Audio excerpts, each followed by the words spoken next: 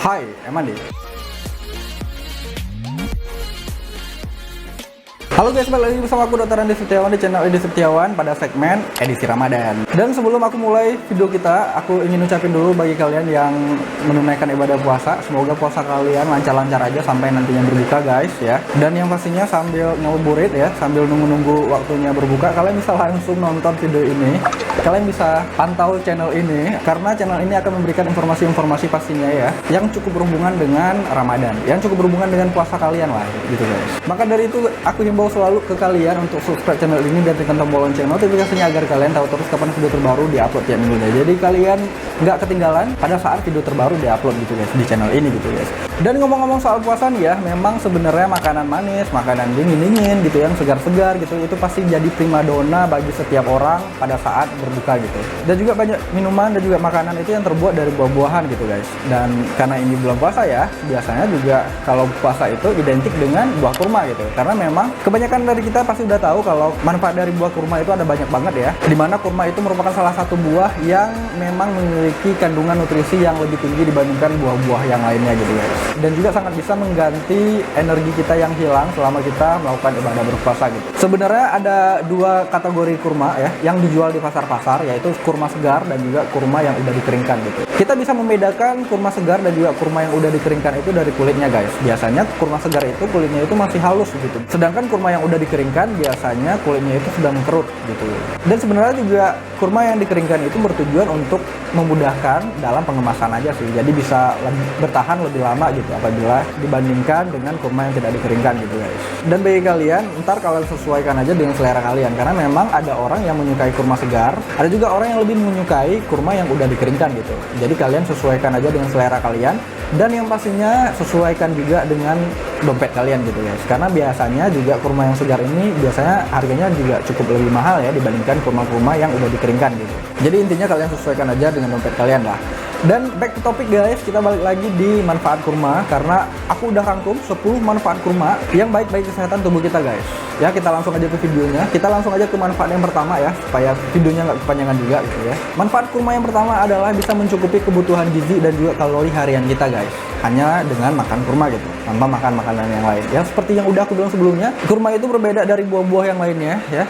Kurma itu memiliki kandungan gizi yang lebih tinggi dibandingkan buah-buah yang lainnya, dan juga kurma juga memiliki kandungan kalori yang lebih tinggi dibandingkan buah-buah yang lainnya. Jadi nggak heran ya apabila kurma ini itu bisa mencukupi kebutuhan gizi dan juga kalori harian kita guys. Dan manfaat yang kedua itu adalah bisa melancarkan sistem pencernaan kita karena memang lagi-lagi kurma ini memiliki serat yang cukup tinggi dibandingkan buah-buah yang lainnya. Jadi bisa mencegah konstipasi pada pencernaan kita, bisa melancarkan pencernaan kita agar tidak mengalami konstipasi. Dan banyak juga orang-orang yang sedang melakukan program diet memasukkan kurma di dalam menu diet mereka gitu karena memang bagus untuk pencernaan mereka gitu. Jadi bisa melancarkan pencernaan sehingga bisa membantu untuk menurunkan berat badan mereka gitu guys. Manfaat kurma yang ketiga itu adalah bisa mencegah penyakit kronis. Penyakit kronis itu contohnya misalnya penyakit jantung, penyakit diabetes, penyakit Alzheimer gitu. Dan juga penyakit-penyakit kronis lainnya ya. Ini disebabkan karena kurma itu memiliki tinggi akan kadar antioksidannya. Jadi memang baik untuk mencegah penyakit-penyakit kronis. Ingat, untuk mencegah ya, bukan untuk mengobati gitu. Karena untuk mengobati penyakit-penyakit tersebut seperti penyakit jantung ataupun penyakit kanker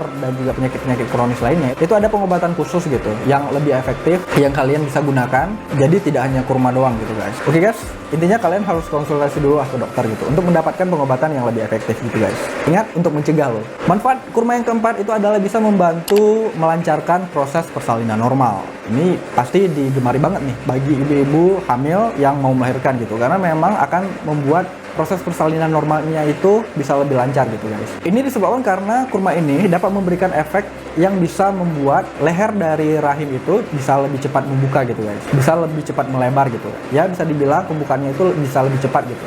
Jadi bagi ibu-ibu yang melahirkan normal itu akan mempersingkat waktu dari persalinan normal mereka guys. Manfaat yang kelima dari kurma itu adalah bisa menstabilkan kadar gula darah kalian dan juga bisa menggantikan kebutuhan gula harian kalian yang pastinya gula yang lebih sehat gitu. Karena memang gula yang berasal dari kurma gitu, yang pastinya lebih sehat gitu guys ya. Karena memang kurma itu sangat baik bagi penderita diabetes ya. ya, selain memiliki serat, antioksidan, dan juga nutrisi-nutrisi lainnya yang cukup tinggi di dalam kurma, kurma juga bisa dipakai untuk pengganti gula harian kalian bagi kalian-kalian yang mengalami diabetes gitu. Bahkan ada beberapa penelitian yang sebenarnya dalam proses penelitian juga, di mana penelitian tersebut menyebutkan manfaat kurma itu bisa sangat membantu dalam memperbaiki kesehatan tulang kalian dan juga mengatur ataupun mengontrol kadar gula darah kalian, guys. Jadi memang sangat bagus nih bagi kalian-kalian yang sedang mengidap diabetes gitu. Manfaat kurma yang keenam itu adalah bisa menjadikan kurma sebagai menu tambahan diet kalian, guys. Jadi kalian bisa compare nih, bisa kombinasikan dengan bahan-bahan makanan yang lainnya seperti misalnya almond, oatmeal,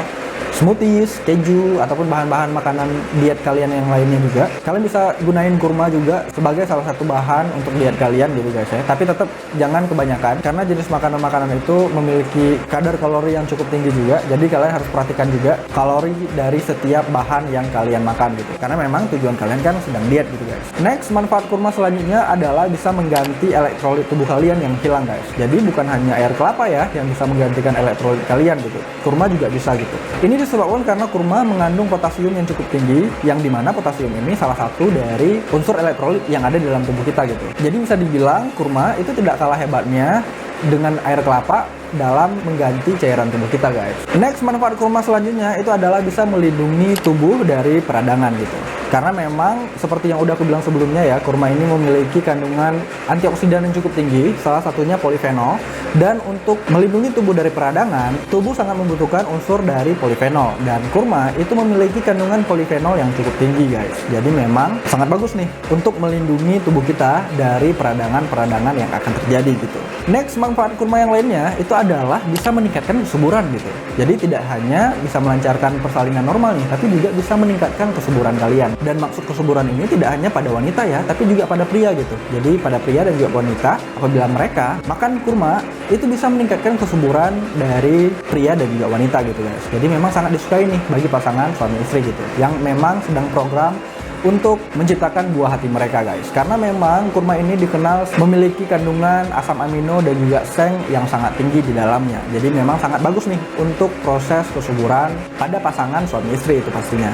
Bahkan di Timur Tengah, serbuk sari dari kurma itu dijadikan obat sebagai obat nih untuk mengatasi masalah dari ketidaksuburan dari sepasang suami istri gitu. Terutama ketidaksuburan pada pria ya. Itu dikarenakan serbuk sari dan juga biji dari kurma itu memiliki senyawa yang bisa bekerja sebagai hormon dari reproduksi pria dan juga wanita, guys. Maka dari itu nih, buah kurma, biji, dan juga serbuk sari dari kurma itu sendiri itu sangat bisa membantu dari proses kesuburan dari suatu pasangan gitu. Manfaat kurma yang ke-10 atau yang terakhir ya pada video kali ini, itu bisa mencegah anemia, guys. Karena memang banyak orang-orang juga yang menggunakan buah kurma pada saat mereka mengalami anemia gitu. Ya, gejala anemia aku yakin kalian udah pada tahu ya. Kebanyakan dari kalian udah pada tahu. Ya, gejalanya itu seperti misalnya cepat lelah, cepat lesu, lunglai, atau mudah kita lihat itu pucat lah ya, bibirnya pucat ataupun kelopak matanya itu pucat, itu kemungkinan dia itu mengalami anemia gitu. Dan kurma itu salah satu alternatif untuk mencegah kalian supaya tidak terjadi anemia gitu, guys. Karena memang kurma ini memiliki banyak kandungan zat besi. Jadi apabila kalian mengonsumsi kurma setiap harinya, jadi secara otomatis tubuh kalian itu akan meningkatkan